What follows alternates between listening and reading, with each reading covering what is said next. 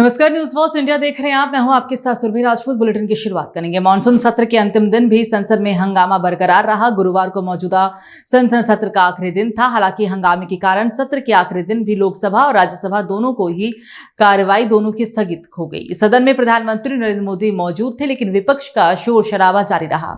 लोकसभा अध्यक्ष ओम बिरला को शांत करने की कोशिश करते हुए वो नजर आए, लेकिन विपक्ष का शोर शराबा थमता ना देख लोकसभा स्पीकर ने अनिश्चितकाल के लिए सदन की कार्यवाही को स्थगित कर दिया।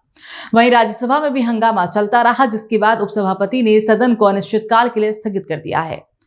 तो वहीं राज्यसभा में स्वाति मालीवाल ने कहा कि दिल्ली में हर जगह आज इलीगल दूध की डेयरियां चल रही है। ये अवैध डेयरी चला रहे लोग दूध निकालकर गायों को सड़क पर खाना ढूंढने के लिए छोड़ देते हैं। इन गायों के सड़क पर बैठने से एक्सीडेंट होकर लोग घायल भी होते हैं और गौमाता भी।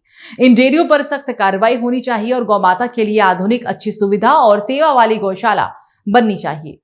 सर, दिल्ली और अन्य बड़े शहरों में अवैध डेयरियां एक गंभीर समस्या बन चुकी हैं।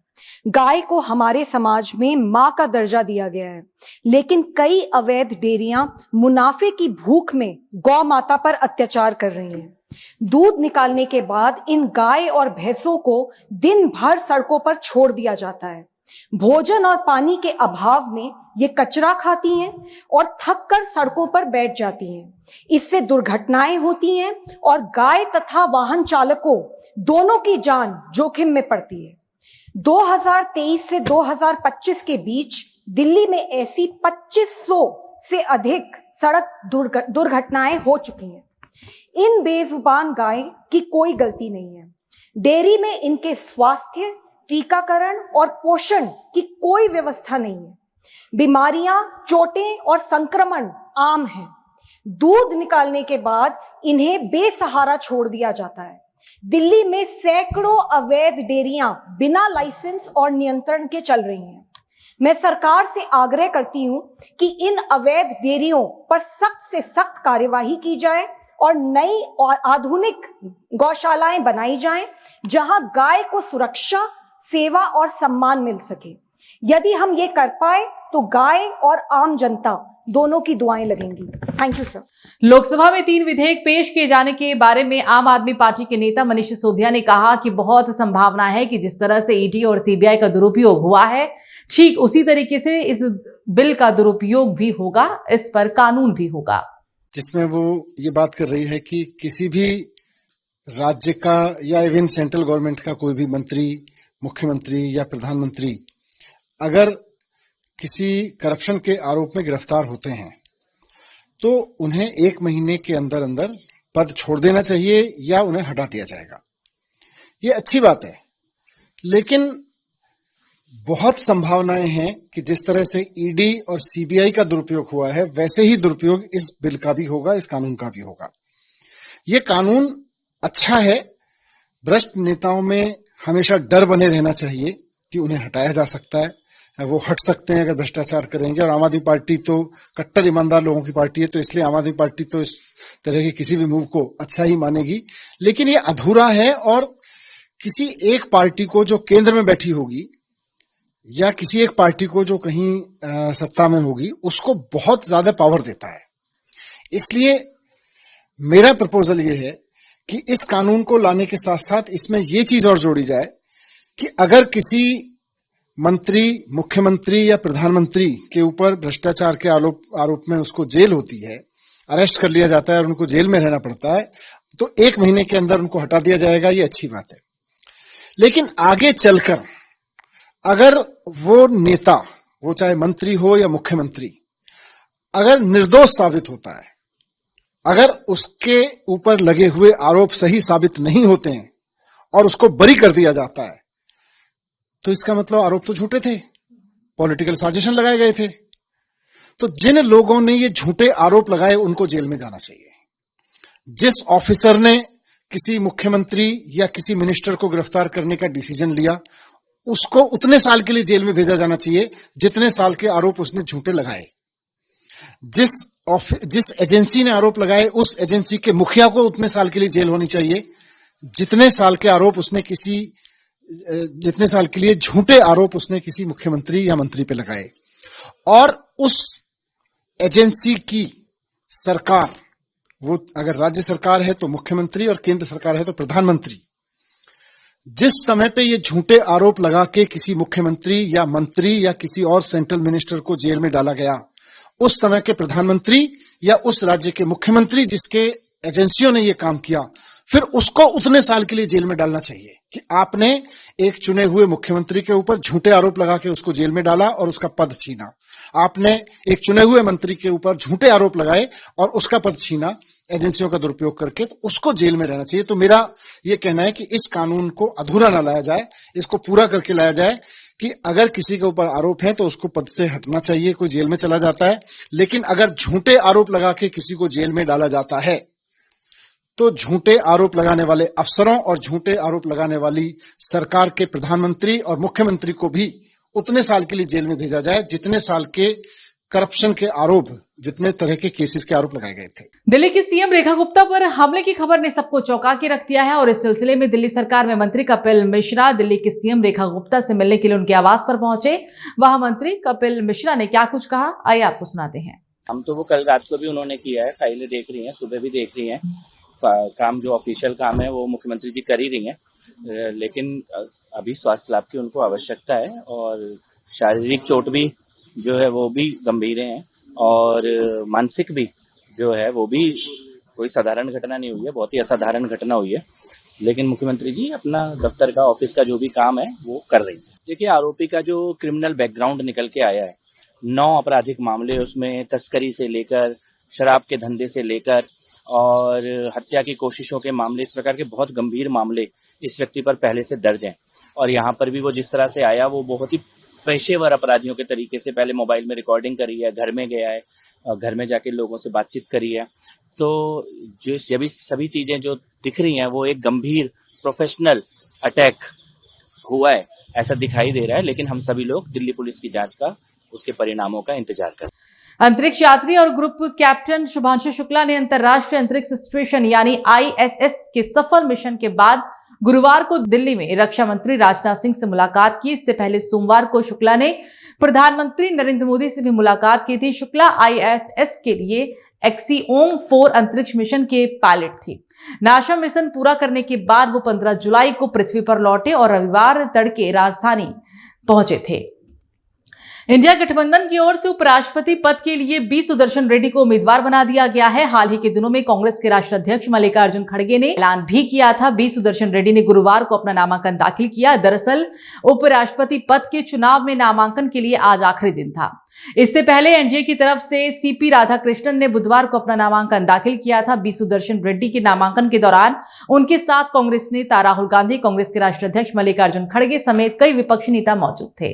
अपना नामांकन दाखिल करने के बाद विपक्षी उपराष्ट्रपति पद के उम्मीदवार बी सुदर्शन रेड्डी ने कहा कि संविधान में निहित मूल्यों के प्रति गहरी विनम्रता और अटूट प्रतिबद्धता के साथ नामांकन दाखिल किया। उन्होंने ये भी कहा कि मेरा जीवन लोकतांत्रिक परंपराओं में निहित है। भारत की असली ताकत प्रत्येक व्यक्ति की गरिमा में निहित है। मॉनसून का कहर पिछले कई दिनों से कई राज्यों में परेशान कर रहा है। देहरादून से लेकर गुजरात तक में जल जमाव के कारण लोगों की परेशानियां बढ़ती जा रही है। गुजरात के द्वारका से एक खौफनाक दृश्य देखने को मिला। ड्रोन से लिए गए इस वीडियो में साफ तौर पर देखा जा सकता है कि कैसे द्वारका का जाम रावल गांव डूब गया है। तो वहीं देश भर में गणेश चतुर्थी को लेकर लोग तैयारियों में जुट गए हैं। अपने घर गणपति बप्पा की मूर्ति लेकर आ रहे हैं और इसी बीच इस मौके पर तेलंगाना के हैदराबाद से एक खूबसूरत तस्वीर सामने आई, जहां पर दुकानदारों ने सुंदर सुंदर मूर्तियां लगा रखी है। इसको लेकर दुकानदारों ने क्या कुछ कहा, सुनिए। यहाँ पर आप देखें तो 250 वैरायटी के गणेश यहाँ पर मुंबई, पुणे, सोलापुर से पूरे वहां से लेके आए हमें। ये हमारा सेकंड टाइम है यहाँ पर गणेश हो। इससे पहले हम अमरपुर में लगाते थे, यहाँ पर सेकंड टाइम है हिमायतनगर पे लगा।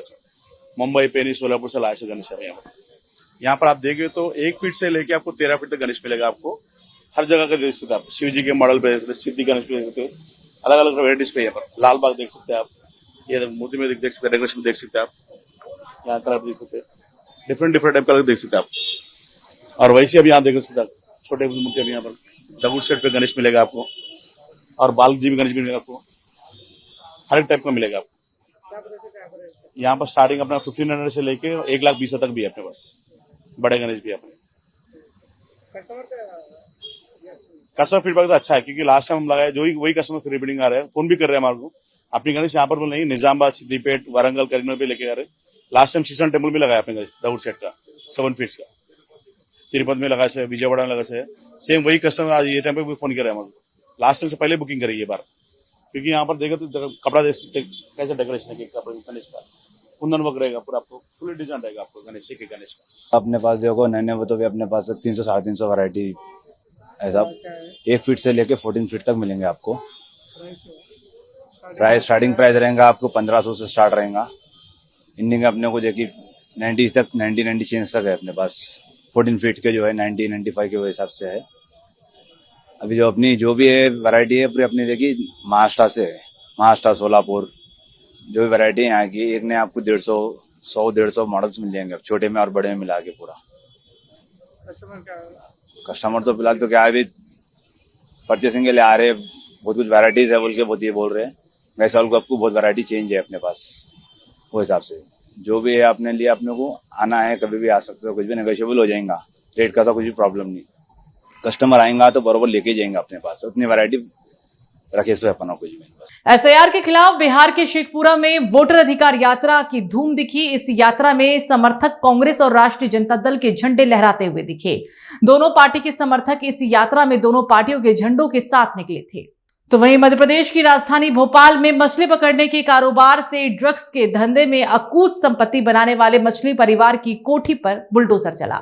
यहां 3 मंजिला आलीशान कोठी को सरकारी जमीन पर अवैध अतिक्रमण कर बनाया गया था। पुलिस को मछली परिवार के सदस्यों के खिलाफ ड्रग तस्करी के कई सबूत भी मिले थे। एमडी ड्रग्स यानी कि एमडी ड्रग्स केस मामले में ड्रग तस्कर शाहवर उर्फ शाहवर मछली और उसके परिवार के अवैध कारोबार का टीम लगातार खुलासा भी कर रही है। जांच में यह भी सामने आया कि यासीन मछली के चाचा शाहवर ने दुबई में भी कई प्रॉपर्टीज खरीद रखी है। गिरफ्तारी के बाद बरामद मोबाइल और डिजिटल डेटा से 100 करोड़ रुपए के संदिग्ध विदेशी लेन देन के चैट्स भी बरामद किए गए। सामने आए चैट्स में दुबई, मलेशिया और भारत के बीच हुए पैसों के आदान प्रदान के साक्ष्य भी मिले। क्राइम ब्रांच की कार्रवाई में यह भी खुलासा हुआ कि शाहवर और उसके भतीजे यासीन मछली लंबे समय से ड्रग तस्करी और हवाला के जरिए करोड़ों रुपए बाहर भेजा करते थे।